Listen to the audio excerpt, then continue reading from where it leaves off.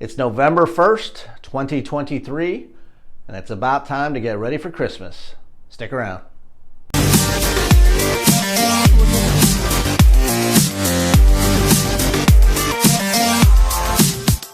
Hello everybody and welcome back to my channel. This is Paul Knapp coming to you once again from the man cave, and as you can see, the garage is cleared out and we are getting ready for the Christmas display.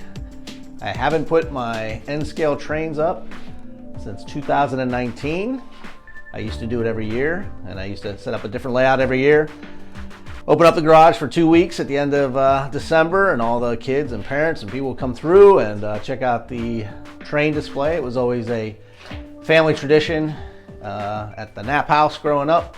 All my brothers and my dad would put the trains up at Christmas time, leave it up until about January 1st. And that's what I do here. So, but with COVID and just nobody being interested, I haven't put it up for the last, well, like I said, since 2019. So I had a lot of neighbors asking. They said their kids are getting a little bit older and they miss it and they want to see it. So I'm going to give you a little how-to. I'm doing it this year, which is going to be something totally different than I've done in the past year. So stay with me on this journey. And again, it is November 1st. Hope to have this done by December 15th, maybe, if everything goes well. So let me show you how I get started. So first off, here's a rough diagram of what I'm looking at this year. So I'm going to use the same 4 plywood boards that I've used in the past. They are 192 inches long and 72 inches wide. So basically that is 4 by 6 pieces of plywood. And I attach those together with brackets. And then the centerpiece, as you see here, it's going to be 16 inches wide by 136 inches long, and it is going to have the background display, which this is a continuous 16 inches high background diorama. And once that is all unfolded or curled, it will wrap around this. So my neighbor is helping me make a frame for this, which is the first I've ever done it this way. Usually I've taken this board and I've wrapped it around the outside. The problem with that is all the little kids had to be lifted up to see over that 16-inch high backdrop. So putting the backdrop in the middle, this way the kids can see here and it'll look like a backdrop, and then to see the other side, they're gonna have to walk all around the other side. So that's my game plan right now.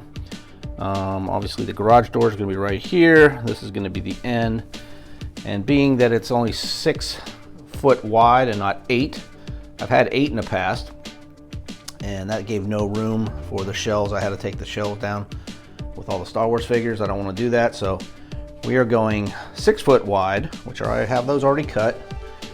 And the first thing I always start off with are the sawhorses. I have 4 sets of those, and they will go here. And then that's really the first thing we do. I have a neighbor coming over to help me with the plywood to be put on top. And once those are all mounted together, well, then I can show you where everything's stored in the attic. Before my neighbor and I start setting up the boards, I just got to get a quick measurement here. We're looking at, this is exactly what 16 feet long would look like. That allows for about 20 inches, 22 inches from the wall for people to walk around. I think walking sideways should work, and about 22 to 24 inches from the back wall. So now we got to get started on bringing out the boards.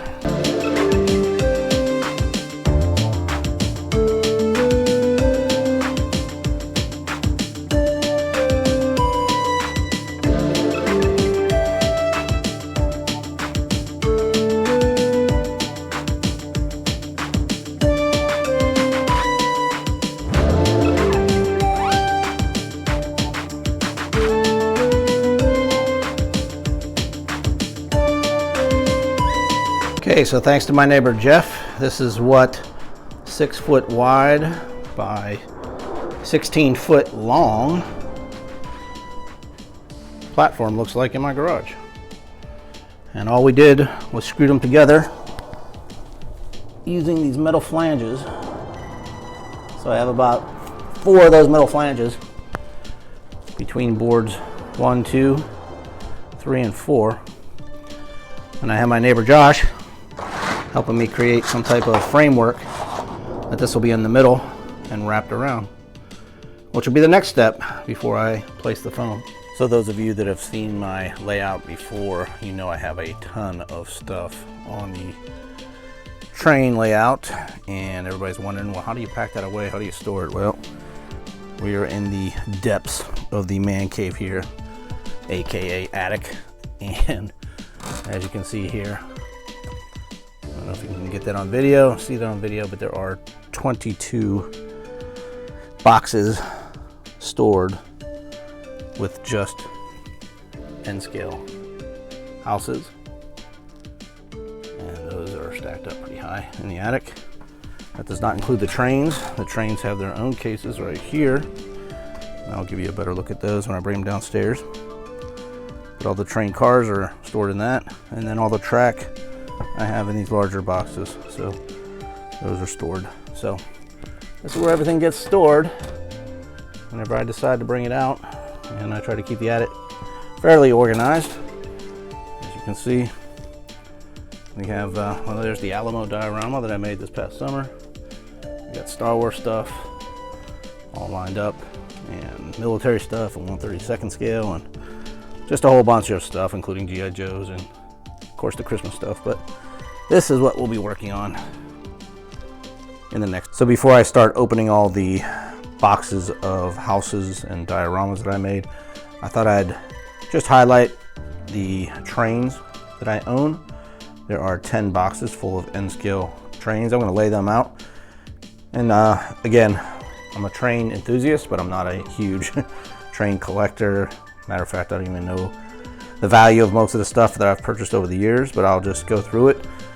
And hope you guys enjoy the trains, because a lot of these trains will go back in the box and I won't be able to use them on the layout this year. So at least it gives people a chance to see my collection of N-scale trains.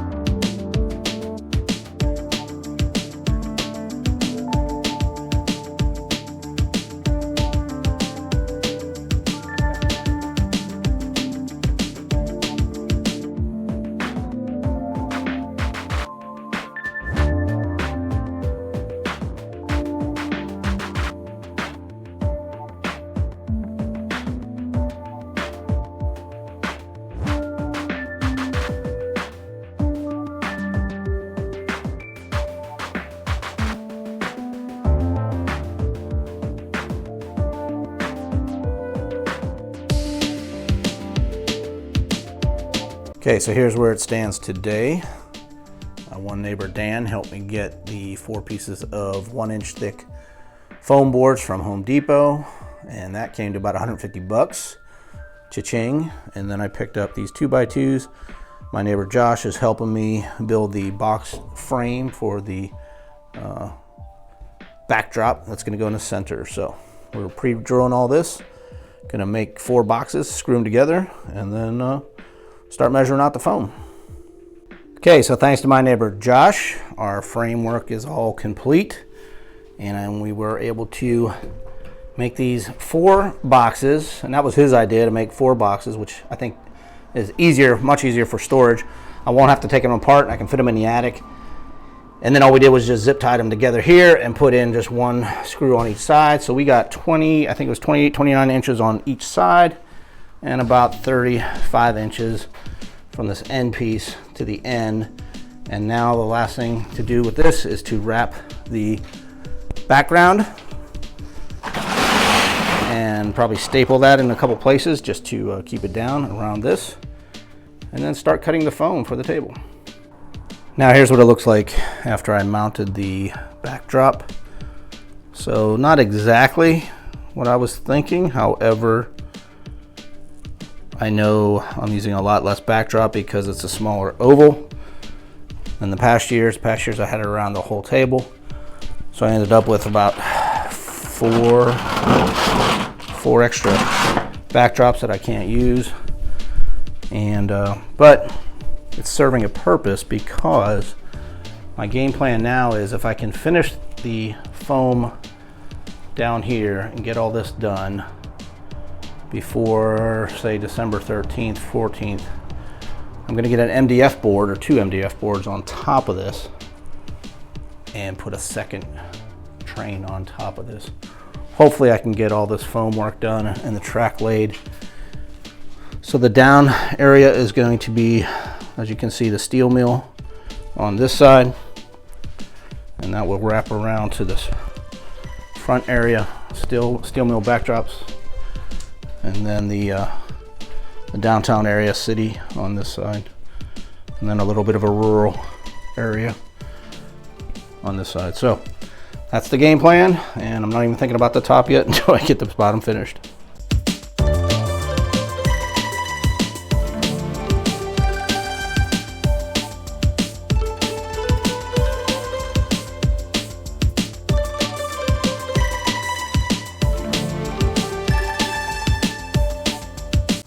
Okay, so here we are, early Monday morning. I took the day off of work, took some vacation time to work on this.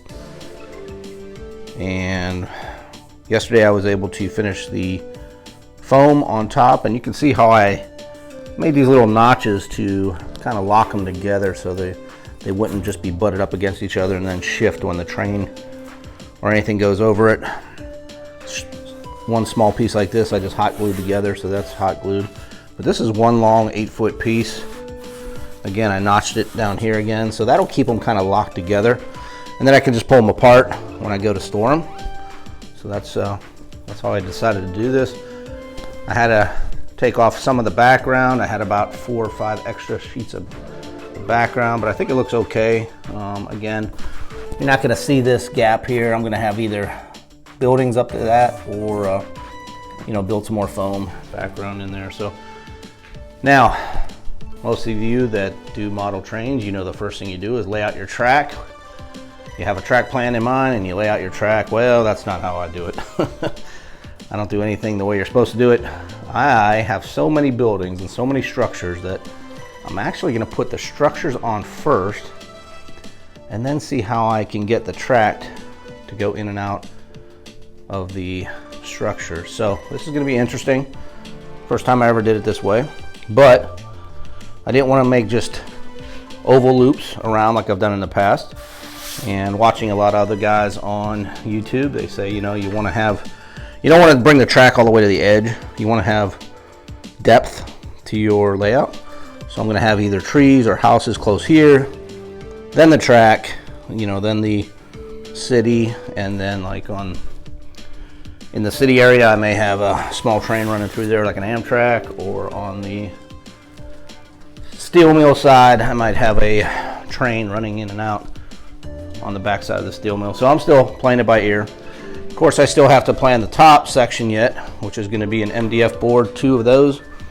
I've decided to go 12 feet long, which will cover that top, and 3 foot wide, which will still only come out to about here, and I'll still give you viewing underneath, but it'll cover up this section here. And then I'm going to put either 1 string of lights around there or some LEDs to shine down on the track below. So wish me luck. Hopefully I'll put in a good 8 hours today or more, at least get everything out of the attic and be able to start placing some of the buildings.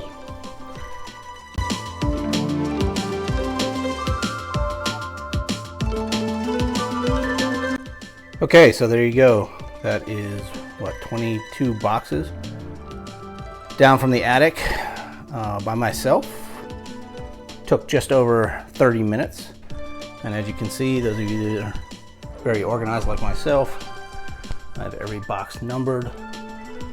I have an Excel spreadsheet telling me what's in each box. So if I don't want to use something, I don't have to go into that box. But again, 22 boxes, half hour.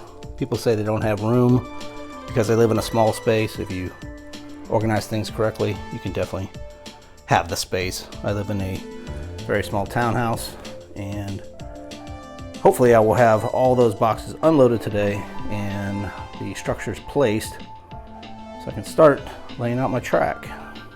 To Home Depot, and I had them cut 2 MDF boards. These are 3x6. I think that's a 1/4 inch thick MDF board, and then I picked up the 1/2 inch thick foam, not the 1 inch thick foam.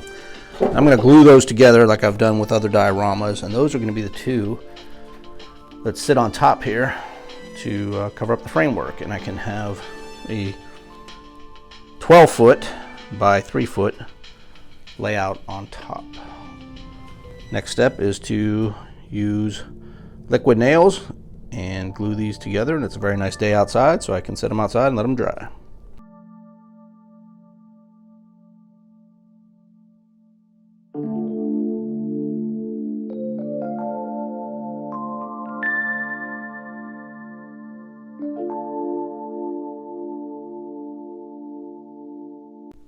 So as you can see here, this is just 4 boxes that I've unloaded right now of structures that need to go on this diorama, and I have about 18 more boxes to unload. So you can see why I'm trying to fit in the structures before I even fit in the train layout itself. I'll see what can fit on the bottom to go with the scheme of the background, and then the rest of it will be on the top layer if I can fit it all. I'm afraid I'm gonna have to leave out the Navy and Army bases this year because I don't think it's gonna flow with the scene, but we'll see when I start unloading the rest of the boxes. So I still have 5 more boxes to open up, and I know what you're saying to yourself is, how the hell are you gonna get a train or 2 or 3 to run around all this? And I'm saying the same thing to myself because I forgot how many structures I built over the last couple years. Many of these structures were never on my previous layouts. I had built them over the last 4 years, and seeing that I changed the layout, I've lost a lot of space. I'm not sure where these are going to go. So I'm not sure where anything is right now, but I still have 5 more boxes to go. I hope you guys are enjoying this. I'm enjoying unpacking them, and as I'm going through, I was like, oh yeah, I remember building that. I remember building that. But this will be a first for me, putting structures up before the trains. So as I'm emptying out my last box, I'm wondering why it wasn't marked. There was no marking on this one, yet there were houses in here, and these were ones I don't remember building, and then it dawned on me, these were given to me by one of my good high school buddies, Sean Beam. He had come down one summer with his wife, and they were spending the summer. And I believe he was cleaning out his father's house and said he came across this. His father collected trains and wanted to know if I could use these. Well, Sean, I promise you, I'll work hard this year to fix these up and get them looking good, and I will most definitely try to get them on the layout for this year if I can. I know I got a lot of stuff ahead of me, but I got a month yet before December 18th, so I would promise, Sean, if you're watching this video, I will definitely work on your father's donation to my layout this year. Okay, so it is the next day. I pulled the 3-foot wide by 6-foot long boards out with the glued on foam. All the houses and structures are out, I think now. Oh, and I also trimmed the edges here. I didn't like how that came straight out, so I went and curved the edges of those just like I have the curve on these. So what I think now, the best thing to do is probably move all these structures up here, which will allow me to work on this bottom section, get it looking the way I want it, put down the track temporarily just to make sure it runs and how it's going to work. Then after everything's marked, I'm going to have to pick it all back up, paint it and flock it and number it, possibly drill holes underneath the foam just to run lights for the future, not for this year, and then put everything back, and then I can finally start the top section. So this video is going to be pretty long. I don't know if I should do separate parts on this, but as of right now, here's where we stand, and I believe today is November 6th. So we do have up until December 18th. As I looked at my calendar, December 18th is a full week, so we'll start on a Monday showing this off to the neighborhood, and I can still work on it while people are here, but I'd really like to get the trains at least working so the kids can see that. It's okay if not all the top structures are finished or the road bed's in. So, okay, so it is Thursday, November 9th, and I think I have a track plan kind of laid out as best I can. So now I've decided to line up all the city buildings here with the city background. This will be the main city. I've moved back all the structures on top as best I can, which is as much room as I have. I've reinforced these, and I need to make one more here to bring this up, but I've reinforced it all, so that should keep that straight.